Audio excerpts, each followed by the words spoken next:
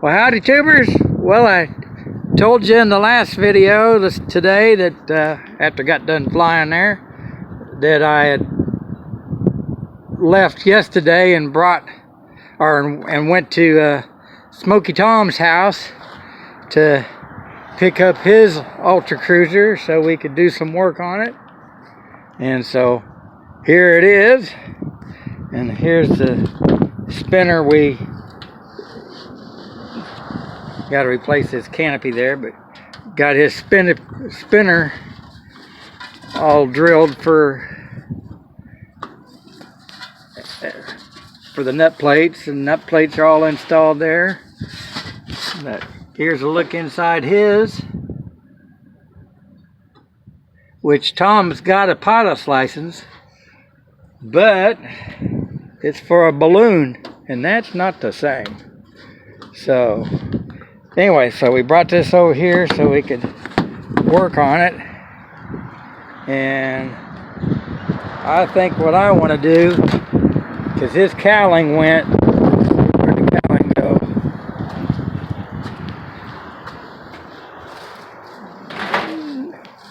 His cowling went all the way down. Of course, this is real old plans. I know he's got the plans, but I don't remember what the plans number is. But that cowling went way on down below. And so, the guy that had it before, Dick, he added this little thing on top because this has got what they call a crooked nose or crooked nose, whatever. It isn't a from here to here is not a straight shot. It goes kind of flat and then angles up.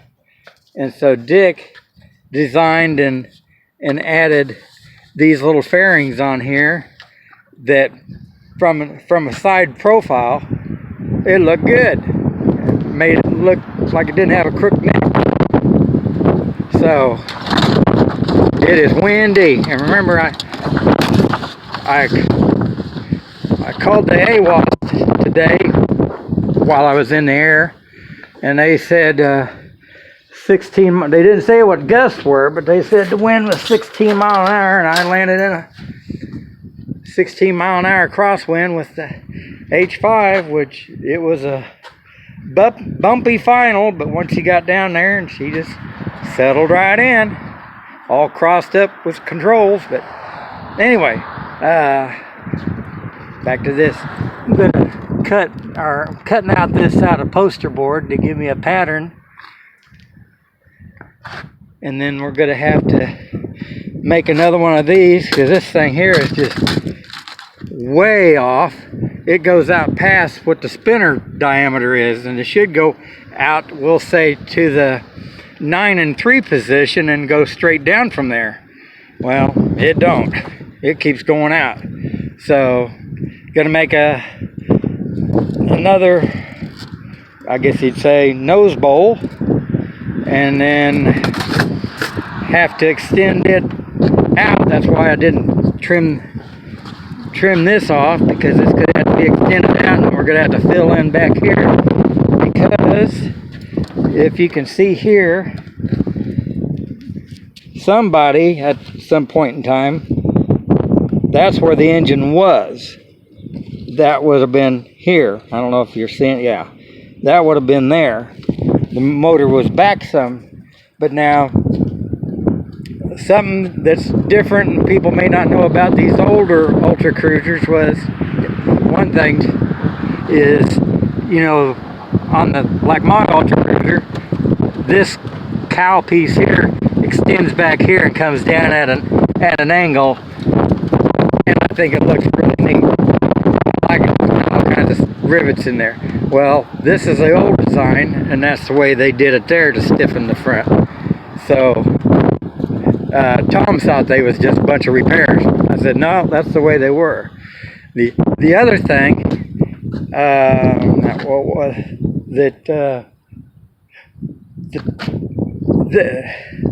from F to E is about 3 or 4 inches longer on here, and from E to D is another about 3 inches longer. So this fuselage it's longer than what mine is. And so what Maury did was, you know, cut each one of those down 3 inches or so. I'm just roughing that to save some more weight. And so that's why, you know, as they kept progressing with the design, they kept finding places they could save some weight. And this one, when we got it, well, actually when we got it, didn't notice it, but this skin here was just beat up on the bottom, but they had repaired it. Of course, put some 3/16 or so rivets in there, but the bottom back here was all beat up. So I cut the skin off here and just replaced the bottom, because if I would have pulled this out, I don't know how in the world you get that back in there right. And I also made a new vertical stab spar, and Bulkhead F made a new one of those too. And while I had this out, of course this, and I think you can even see that vertical stab, this here is twisted like that. So when you're building these, you've got to, I put a laser pointer on mine and had a mark on I think it was bulkhead B, to keep that in line while you're wrapping this around while you're wrapping the skins around to skin for your vertical stab. But I had a laser beam on there to keep that straight. Down here you're okay, because that's mounted, your root rib is mounted to the fuselage, so you're fine there. But this here can just really move back and forth while you're trying to fit the skin. Now, if you're building one from the kit, it's no big deal, because they're already, I believe the spar is already got the holes in it, so you're fine there. So, but this is a really rough ultra cruiser. It's had patches over patches. This is kind of neat looking, but I don't know if it's covering up some patch or not. But see this, well, I don't know if that's, well, that's, I don't, there's a piece here and a piece here and a piece there. I don't know if you can see that or not, but it's a pretty rough one. And they brought this, and I don't know if this could have been on the plans, on the original plans, I don't know, but this top skin comes back and folds over underneath. And now on mine, the skin goes underneath here, and then to here, and then you add this trailing edge piece. And so, like I say, I don't know if that was something that got changed in the plans. But whoever started on this, they did flush rivets. But as they got further forward, I think it might have changed hands. And seeing there's flush rivets here too. But I don't know if it changed hands as it got further forward. But I know their chainsaw was getting pretty dull when they was cutting out their sheet metal. And so it's a little rough there. But all I can tell you is it still flies. It flies great. It's got the 25-foot wing. It's not the 22.5 wing. So it's a floater. And now me and my nephew Ryan, who you've heard of me talk about, we drove out to Utah and picked this up for him. And when we brought it back, it had these, I don't remember